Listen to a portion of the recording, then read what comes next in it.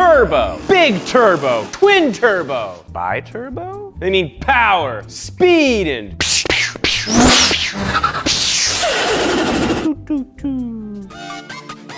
To understand turbos, you have to know the basics of how an engine works. Think of an engine like a very large pump. It sucks air and fuel into a cylinder, compresses and combusts it before pumping out all the goodies that people like to get angry about.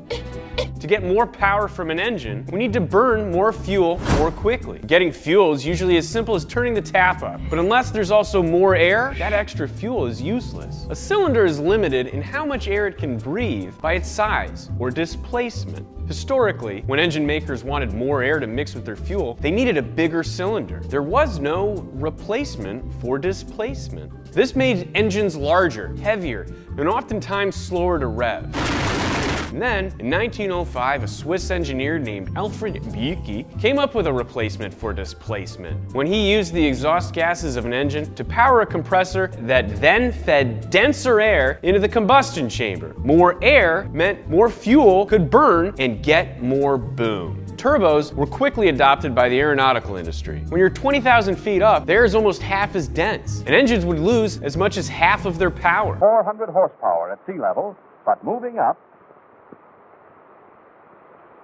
to 14,000 feet, it dropped to 265. A turbo restored air pressure in the engine back to sea level pressure. This is called turbo normalizing. When a turbo is used to exceed that pressure, that's called turbo charging. So how does all this crap work? This is a turbo. As your engine expels exhaust gases, they enter in here. The exhaust air gets piped over this turbine and spins it like a pinwheel. Now we're done with the exhaust and it gets shot out the back of your car. The turbine is connected to this impeller on the other side of the turbo, and it spins too. As it spins, it sucks in a ton of air through this inlet and shoots it out this outlet into your intake manifold. The air is now more dense, so it has more oxygen, so it can burn more gas more quickly, giving you more power. To keep that charged air from going back into the turbo when you lift off the throttle, a blow-off valve relieves the pressure by letting the air go back into the atmosphere. That's why you get that cool I like V8s. Turbocharging creates a lot of heat. The turbine side constantly has blazing exhaust gases passing through it, making it literally burn red hot. You may have noticed that this side, which is appropriately referred to as the hot side of a turbo, often looks rusty. That's because the extreme heat acts as a catalyst, causing the metal to oxidize more quickly. This side also generates heat. When you compress air, you push the molecules closer together and create friction when they all rub up against each other. All these hot, energized molecules, they move around everywhere, and then they increase the speed of the air, and that makes them lose density. The whole point of forced induction is to get denser air, right? Well, if we cool all of this hot, turbocharged air off, the molecules will cool down, sit closer together, and become even more dense. There are a few ways to do this. The most popular and simple way is with an intercooler. Can you hear me? An intercooler sits between the turbo and the engine. The air passes through channels with cooling fins. The cool air from outside passes over the fins, absorbs the heat, and reduces the temperature. And if your Subaru's got a hole in the hood, don't worry. That's for your intercooler.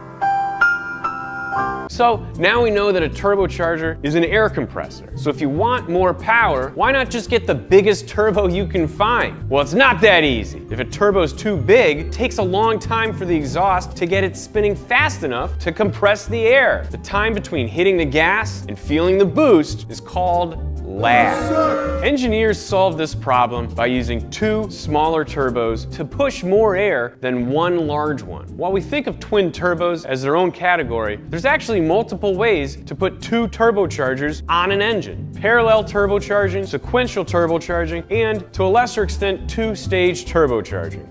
The first commercially available twin-turbo car to put these ideas to the test was the Maserati Bi-Turbo, sold in 1981. This first production attempt at twin turbocharging used the simplest method of applying two turbos to an engine. parallel turbocharging. As long as there's enough space in the engine bay, using two turbos is actually easier than one when an engine has two banks of cylinders, such as a V-shaped engine. Each bank can have its own turbo, rather than routing all of the cylinders into a single one. Achieving the proper power balance between the two banks proved to be a challenge. In early twin-turbo cars like the Nissan 300ZX and Mitsubishi 3000 GT, designers found that the easiest way to get it right was to have each turbo feed the opposite cylinder bank instead of the one it was closest to. This formed a healthy feedback loop that automatically balanced the power between the two banks. Crossing the V solved one problem, but it created another one. The turbos would spool quickly, but now the charged air had to travel further before it reached the engine, creating a new kind of lag. Dang! Just when you think you got it! If only there was a way to have the quick spool time of a small turbo, the power of a big one, and get that air to the dang engine toot sweet. Yes? What about sequential turbochargers? Sequential turbos! Thanks, James! I'll see you tomorrow at work? Why not? While parallel turbocharging uses two equally sized turbos working 100% of the time, sequential systems use a little turbo that spools up quickly to tide you over until another, larger turbo has time to spool up. This method alleviates turbo lag and provides a much smoother power band. To control the flow of exhaust to the correct turbo at the right rev range, a series of bypass valves opens and closes at just the right moment, ensuring the proper turbo is getting spooled at the proper time. Both the Mark IV Supra and FD-RX-7 use sequential twin turbo systems. Those cars ruled the 90s. Just like me, dude. Turbocharging is the perfect example of performance technology trickling down to the rest of the market. The 80s and 90s paved the way for modern turbocharging, and now almost anything can come with a turbo. And that means sometimes normal drivers can have a little fun when they want to. Do you like videos about air and gas? Check out this other episode on combustion. Or check out Pumphrey's new car show where he drives the Mazda sparkless petrol engine prototype. Hit that subscribe button. The more subscribers we get, the more cool stuff we get to do. Tell your teachers that if they show this in the classroom, I'll give them extra credit. Don't tell my wife I work here.